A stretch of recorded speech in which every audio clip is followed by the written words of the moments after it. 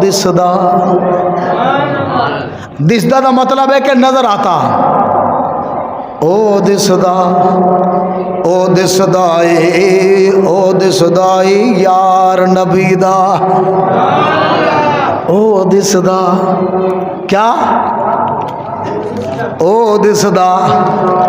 दिसदा ए यार नबी दा। ओ दिसदा पब्बा भार कदम नहीं लांदा। पूरे पाँव भी नहीं जमीन पर सही रख रहे। पब्बा भार पंजाबी पब्बा कहते हैं पंजिया नूं।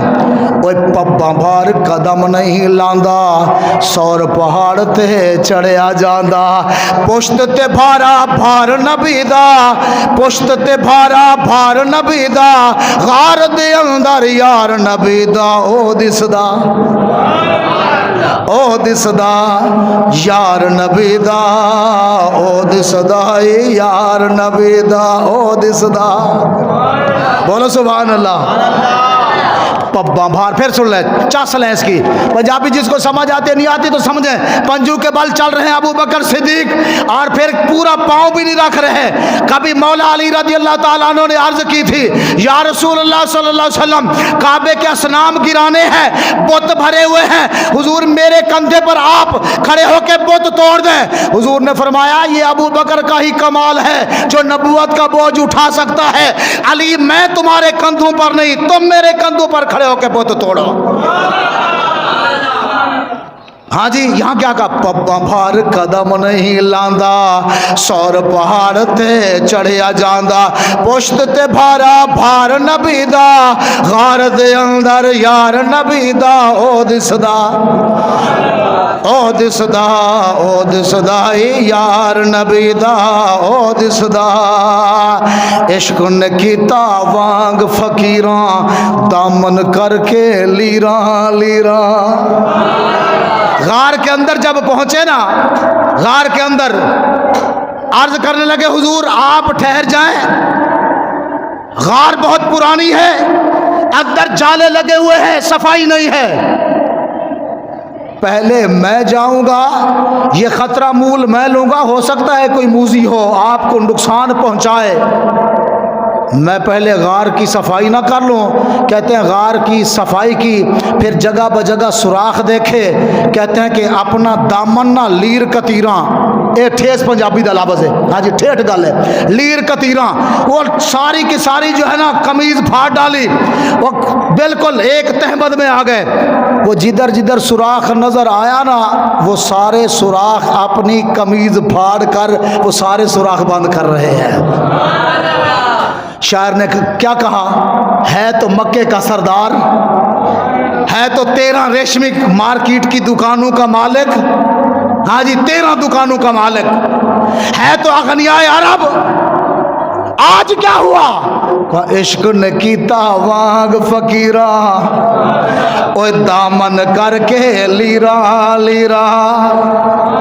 इश्क ने कीता वांग फकीरा, दामन करके लीरा लीरा। बंद सुराख चगार दे कीते, होके बहुत होशियार नबी दा। ओ दिसदा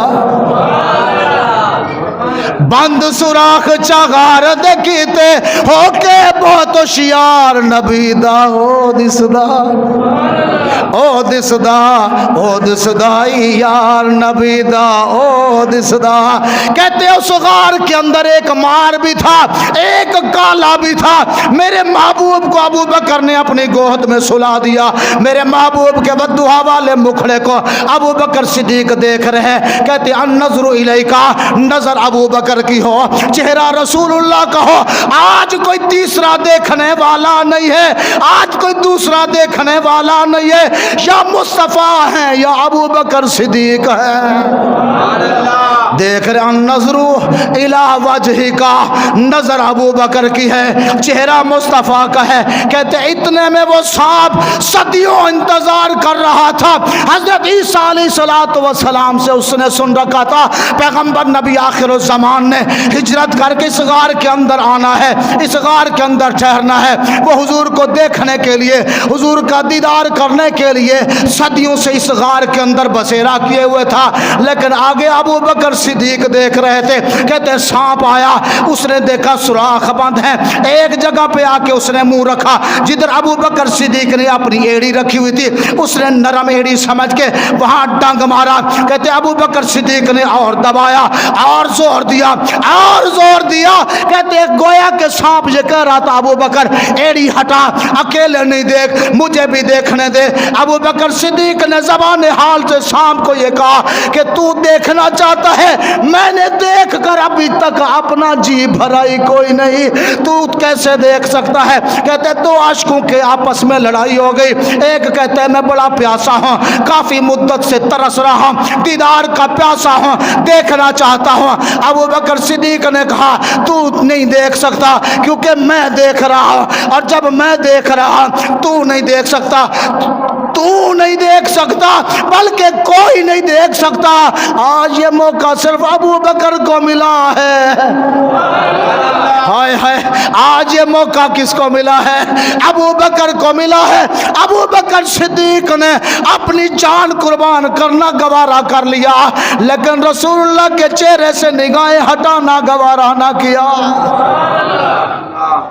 ہاں جی، کہتے ہیں مولا علی نے واری، آقا آپ کی عظمت شان بڑی بلند ہے۔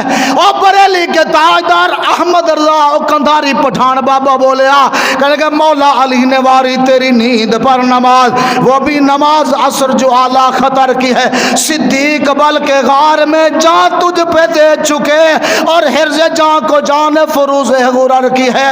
آقا تو نے انہیں جان انہیں پھیر دی نماز پر، وہ تو کر چکے تھے جو کرنی بشر کی ہے۔ ثابت ہوا کہ جملہ فرائض فرو ہے، اصل الاصول بندگی اس تاجور کی ہے۔ اصل الاصول بندگی اس مولا علی نے اپنی نماز قربان کر دی، غار میں صدیق نے اپنی جان قربان کر دی۔ آنسو گرے زمین پر نہیں، رسول اللہ کے ودھا والے مکھڑے پر۔ سیدنا ابو بکر صدیق رضی اللہ تعالیٰ عنہ، آپ جب حضور کو لے کر نا غار ثور گئے، صحابہ ہمیشہ ابو بکر کی اس نیکی پر رشک کیا کرتے تھے۔ ایک انوکھی طبیعت کے مالک، ہاں جی، صحابہ جن کو دیکھ کر خوش ہو جاتے ہیں۔ حضرت عمر ایک دن کہنے لگے ابو بکر آج میرے نال سودا کرنا ہی، سودا نہیں کریں کیا؟ کہا میری ساری زندگی کی نیکیاں لے لیں آپ۔ کیا کیا کیا بولو بولو، نمازیں لے لیں، زکاتیں، خیراتیں، جہاد، عمرے، خدمت خلق، نوافل، روزے، میری ساری نیکیاں لے لیں، میرے ساتھ سودا کریں، چاہیے کیا؟ کہا غار ثور والی ایک رات کی نیکی۔ پتہ ہے کیا جواب دیا؟ صدیق اکبر نے جواب کیا دیا؟ کہا چالے عمر ہٹ، ایکڑی گل کر رہے ہیں، ہاں جی ایسے گل تے نازے اور رات یہ جیسی جدو حضور سنتے میں سا اور کوئی نہیں سی تے پھر رب سی۔ قرآن نے بھی یہی کہا ثانی اثنین اذ ہما فی الغار اذ یقول لصاحبہ لا تحزن ان اللہ معنا۔ اور جب ایک اپنے دوسرے کو ہاں جی وہ اپنے تسلی دے رہے تھے، غم نہ کر، پریشان نہ ہو، ان اللہ معنا، اللہ ہمارے ساتھ ہے۔ یار اپنے یار کو تسلیاں دے رہا ہے۔ آج ابو بکر وہاں موجود ہیں جہاں کوئی اور موجود نہیں ہے۔ ابو بکر کے دل میں خیال آیا کہ کہیں دشمن آ کر اندر جھانک کر آ کر میرے محبوب کو نقصان نہ پہنچا دے۔ ابو بکر صدیق کے دل میں خیال آیا، اللہ نے قرآن محبوب کے سینے پر نازل فرما دیا۔ آج ابو بکر صدیق کے کاشان رسول اللہ صلی اللہ علیہ وسلم ابو بکر صدیق کی ران پر سر رکھے ہوئے ہیں، مصطفیٰ کے سینے میں قرآن نازل ہو رہا ہے، اور قرآن رب یہ فرما رہا ہے ثانی اثنین، دو جان جب دونوں غار میں تھے، اذ یقول لصاحبہ، جب وہ اپنے صاحب سے کہتے تھے لا تحزن، غم نہ کھا، پریشان نہ ہو، ان اللہ معنا، اللہ ہمارے ساتھ ہے۔ کہ یہ والی نیکی مجھے دے دے, میری ساری زندگی کی نیکیاں لے لے. ابو بکر فرمایا ہٹ عمر, اے بھی کوئی گل کرن والی ہے, اے بھی کوئی نیکی منگن والی ہے, میں یہ نہیں دے سکتا, باقی جو کہے گا وہ مان لوں گا. ہاں جی, اس کو نا پچھلے سال بھی میں نے پڑھا تھا. ہائے ہائے ہائے, ابو بکر صدیق میرے محبوب کو لے گئے, بولو سبحان اللہ. کہتے ہیں بچپن میں دائی حلیمہ لے گئی, جوانی میں ابو بکر لے گئے, اور ایسے لے گئے قربان جائیں. پھر جب ابو بکر صدیق کے وصال کا وقت آیا نا, تو حضور نے پھر ابو بکر کو اپنے پاس لے لیا.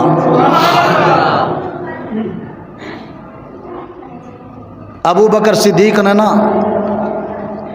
رسول اللہ صلی اللہ علیہ وسلم کو ہجرت والے دن کندھوں پر اٹھایا. واقعہ آپ نے بارہ سنا ہوگا. حضور نے جا کے دروازے پر دستک دی, اپنے بستر پر حضور نے مولا علی کو سلایا. بولو سبحان اللہ. یہ بھی ایک انوکھی داستان ہے. کسی نے پوچھا علی ساری زندگی عبادت کی, ریاضت کی, جہاد کیے, نوافل پڑھتے, ہمیشہ آپ نے اپنی طبیعت پر ہمیشہ مشقت ڈالی ہے, راتوں کو طویل قیام کرتے ہو, پکے حافظ قرآن تھے. ہاں جی, کہتے ہیں آپ رضی اللہ تعالیٰ عنہ کی کرامت تھی, ایک رکعت سے دوسری رکعت پر پاؤں رکھتے تھے, قرآن پاک ختم کر لیا کرتے تھے. یہ مولا علی رضی اللہ تعالیٰ عنہ کی کرامت تھی, بڑے صاحب کرامت ہے. ہاں جی, علی من القرآن و قرآن من العلی, جس طرف قرآن اس طرف علی, جس طرف علی اس طرف قرآن. بولو سبحان اللہ. کسی نے پوچھا علی کبھی سکون کی رات بھی گزاری ہے؟ کہنے لگے ایک رات ایسی بھی تھی جو میں نے بڑے پرسکون طریقے سے گزاری ہے. کہا کون سی رات؟ کہنے لگے جس رات حضور نے ابو بکر کو اپنے ساتھ لیا اور ہجرت کر کے چلے گئے, اس رات مجھے حضور نے اپنے بستر پر سلا دیا, اس رات میں نے اور لمبی تان کے پرسکون ہو کے آرام کیا تھا. کسی نے کہا اوے علی وہ تو رات بڑی مشکل والی رات تھی, دشمن سرہانے کھڑے ہوئے تھے, دشمن تلواریں لے کر حضور کو ثم معاذ اللہ قتل کرنے کے لیے آپ پہنچے دروازے پر, حضور نے تمہیں اپنے بستر پر سلایا, حضور یہاں سے ہجرت کر کے چلے گئے. اس رات تو وہ رات سونے والی تو تھی نہیں. ہاں جی, تمہیں ڈر نہیں لگا کہ لوگ یہ سمجھے کہ یہ رسول اللہ کے بستر پر جو سویا وہ شاید رسول اللہ ہی ہو, وہ تمہیں محمد سمجھ کے قتل کر دیتے صلی اللہ علیہ وسلم. تو اب حضرت مولا علی نے کہا مجھے موت کا اس رات تو ڈر تھا ہی نہیں, خوف تھا ہی نہیں. کیوں؟ کہ حضور نے کہا تھا علی کل مکے والوں کی امانتیں واپس کر کے نا مدینے آ جانا. اگر اس رات میں قتل ہو جاتا, مکے والوں کی امانتیں کس نے دینی تھی؟ آج ہی حضور نے جو کہہ دیا تھا کل مکے والوں کی امانتیں مکے والوں کے سپرد کرنی ہے, مجھے یقین ہو گیا تھا. آج یہ پہلے اس بات کا کسی کو بھی اعتماد نہیں ہے اور نہ ہو سکتا ہے کہ کب موت آئے, لیکن حضرت علی کہتے ہیں جس رات حضور نے مجھے اپنے بستر پر سلایا مجھے یقین ہو گیا تھا آج رات تو موت نے میرے پاس آنا ہی نہیں ہے, رسول اللہ نے گارنٹی دے دی ہے. ادھر سلا دیا ان کو بستر پر, ابو بکر صدیق کے دروازے پر دستک دی. ہاں جی, ابو بکر صدیق رضی اللہ تعالیٰ عنہ کے دروازے پر دستک دی. کہتے ہیں ابو بکر صدیق پہلے ہی منتظر بیٹھے ہوئے تھے. بولو سبحان اللہ. ابو بکر صدیق پہلے منتظر. کہتے ہیں حضور مجھے بلا لیا ہوتا, آپ خود کیوں تشریف لائے ہو؟ کہا ابو بکر آپ ہمیشہ آتے ہو, آج میں آیا ہوں اور آپ نہیں آیا, رب کے حکم سے آیا ہوں, چلیں تیاری کریں ہجرت کرنے کے لیے. ساتھی بنایا, رفیق سفر بنایا, ساتھ چلے. جب گئے نا ابو بکر صدیق کبھی دائیں چلتے ہیں, کبھی بائیں چلتے ہیں, کبھی آگے کبھی پیچھے. ہاں جی, کبھی ایسے ہو کے چل رہے ہیں, کبھی ایسے ہو کے چل رہے ہیں, دائیں بائیں, انوکھا انداز چلنے کا بھی الگ. میرے محبوب نے کہا ابو بکر کون سی چال چل رہے ہو, کون سا انداز ہے؟ کبھی آگے چلتے ہو, کبھی پیچھے چلتے ہو, کبھی دائیں طرف کبھی بائیں طرف, ایک طرف ہو کے کیوں نہیں چلتے؟ عرض کرنے لگے حضور خوف آتا ہے دشمن آپ پر حملہ نہ کر دے, دشمن آپ پر سامنے سے حملہ نہ کر دے. خیال آتا ہے تو آگے آ جاتا ہوں, حضور پر حملہ کرنے والا پہلے ابو بکر سے آ کے ٹکرائے. خیال آتا ہے کہ دشمن پیچھے سے حملہ نہ کر دے, میں پیچھے آ جاتا ہوں. خیال آتا ہے دشمن دائیں طرف گھات لگا کر نہ بیٹھا ہوا تو دائیں طرف پلٹ جاتا ہوں. خیال آتا ہے دشمن بائیں طرف نہ بیٹھا ہوا, بائیں طرف آ جاتا ہوں. حضور یہ میرا جو انداز وکھرا نظر آ رہا ہے یہ آپ کی حفاظت کے لیے یہ انداز میں نے اپنایا ہوا ہے. ہاں جی, سیدنا ابو بکر صدیق رضی اللہ تعالیٰ عنہ کے دل میں یہ خیالات گزر رہے تھے. پھر کہنے لگے کہ حضور دشمن پتہ نہیں کہاں سے حملہ کر دے، آپ ایسا کریں نا، آپ میرے کندھوں پر بیٹھ جائیں، میں آپ کو اپنے کندھوں پر اٹھا کر لے جاتا ہوں۔